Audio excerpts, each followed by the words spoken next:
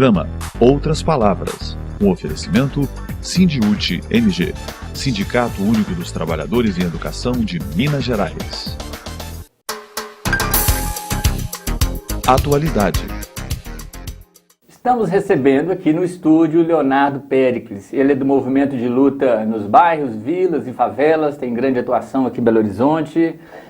Leonardo, o assunto está em pauta, né? Nós vimos uma discussão sobre habitação, direito à moradia, reforma urbana.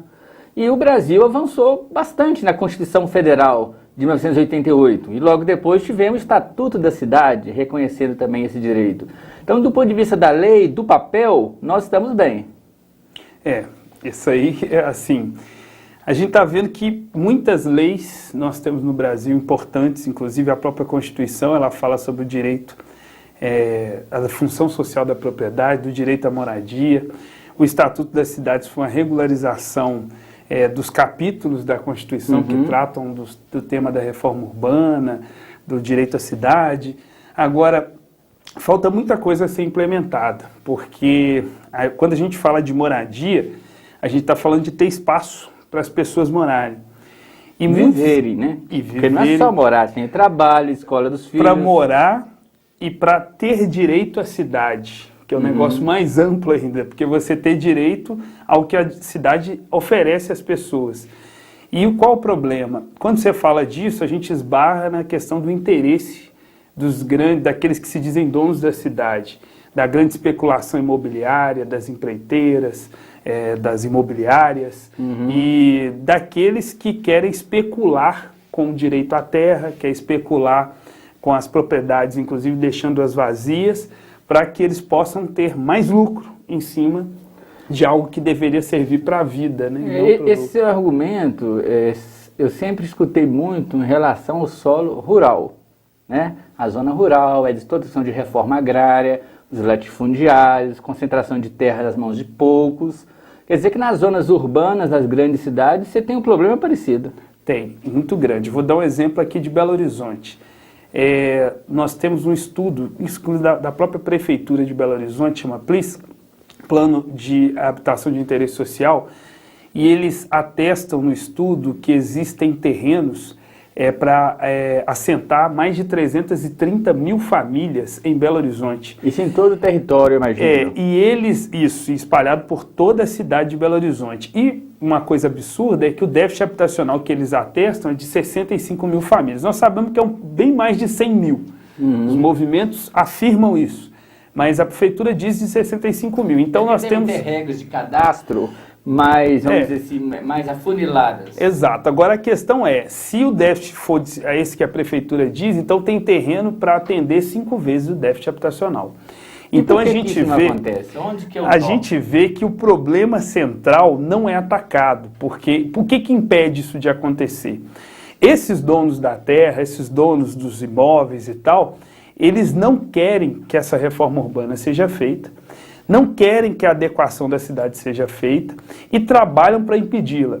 E qual que é o grande problema? Grande parte dos vereadores tem ligação com esses setores, são financiados por esses setores, da própria prefeitura, e isso dificulta muito as coisas mudarem. Porque uma coisa é certa, é que terreno que não cumpre função social, ele pode, inclusive pelo próprio plano diretor de boa parte das cidades, e Belo Horizonte se inclui nisso, esses terrenos poderiam ser, inclusive boa parte desses terrenos abandonados, eles inclusive devem IPTU maior até do que o valor do próprio terreno. Mas existe casos de terreno público também, seja do município, do estado ou da União, que estão vazios. Vários. Prédios públicos também. Muitos.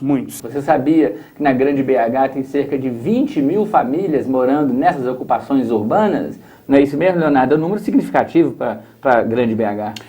Inclusive mostra a falta de compromisso do poder público, e aqui eu digo em especial do governo estadual e principalmente da Prefeitura de Belo Horizonte, onde concentra a maioria desse déficit habitacional e dessa explosão de ocupações por falta de política habitacional, né? Você próprio mora, me disse, na ocupação Eliana Silva, na região do Barreiro. Exatamente. Qual que é a situação dessas ocupações hoje? Tem alguma estrutura urbana para as pessoas viverem ali dignamente? Olha, a gente tem, na verdade, a presença do Estado é a polícia e a repressão. Essa que acontece. E eu moro, por exemplo, na ocupação Eliana Silva, ela foi vítima de um despejo muito violento em 2012. Né, em maio de 2012, e a gente foi despejado sem alternativa digna nenhuma, e nós tivemos que fazer uma nova ocupação, 3 meses depois, e lá estamos até hoje, temos mais de 2 anos que a gente está lá. Agora, eu já ouvi comentar muito pela própria imprensa, quando existem as ocupações, a prefeitura sempre alega assim, é necessário que seja feito um cadastro. Esses cadastros são feitos? Essas pessoas que estão em ocupações, como é que é a posição delas em relação a isso? Olha, a maioria das famílias que estão em ocupações, elas são cadastradas em programas sociais, em especial do Minha Casa Minha Vida. Agora, qual que é o problema aqui, em especial em Minas Gerais, e mais particularmente em Belo Horizonte? O Minha Casa Minha Vida não andou. É o maior programa habitacional que existe no país, tem suas debilidades, suas dificuldades. Agora, fundamentalmente, não andou aqui em Belo Horizonte. E por quê? Isso, acho, principalmente por falta de vontade política. E isso é um problema que acontece em vários lugares do país, mas aqui em especial é por falta de vontade política. Não é a falta de terreno, não. Não. Tanto que no outro programa a gente já disse que tem estudo da prefeitura que diz que tem terreno para atender 330 mil famílias em Belo Horizonte, por um déficit habitacional que eles dizem de 65 mil famílias. Existe algum corpo mole por parte das construtoras? Porque às vezes a construção do Minha Casa Minha Vida é um valor menor do que elas estão acostumadas a faturar e elas não se empenhariam tanto. Isso acontece?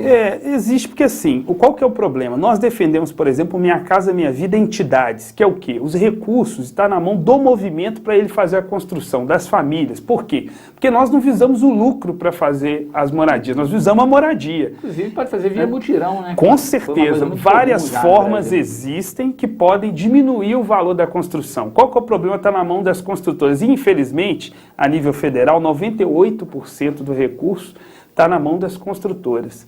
Então, qual que é o problema? Elas vão visar o lucro e aí vão fazer uma construção de baixa qualidade. Agora, como que está a situação das ocupações em Belo Horizonte? Eu sei, por exemplo, que tem uma mais consolidada, lá na região do Céu Azul, da Andara, sim, né? Sim. E tem uma mais problemática do ponto de vista da estrutura, que é mais recente, que é na região do Isidoro, né? A região do Isidoro fica ali, divisa Santa Luzia e Belo Horizonte. Exato, lá são 3 ocupações. Nós temos, primeiro, algumas ocupações já bastante consolidadas, em vias, inclusive, de urbanizar. O conjunto é possível urbanizar, mas essas estão, assim, em condições muito favoráveis, como a Dandara, a Eliana Silva, onde eu moro, Camilo Torres, Irmã Dorothy, Helena Greco, tem várias ocupações. E só essas já são a mais de 5 mil famílias.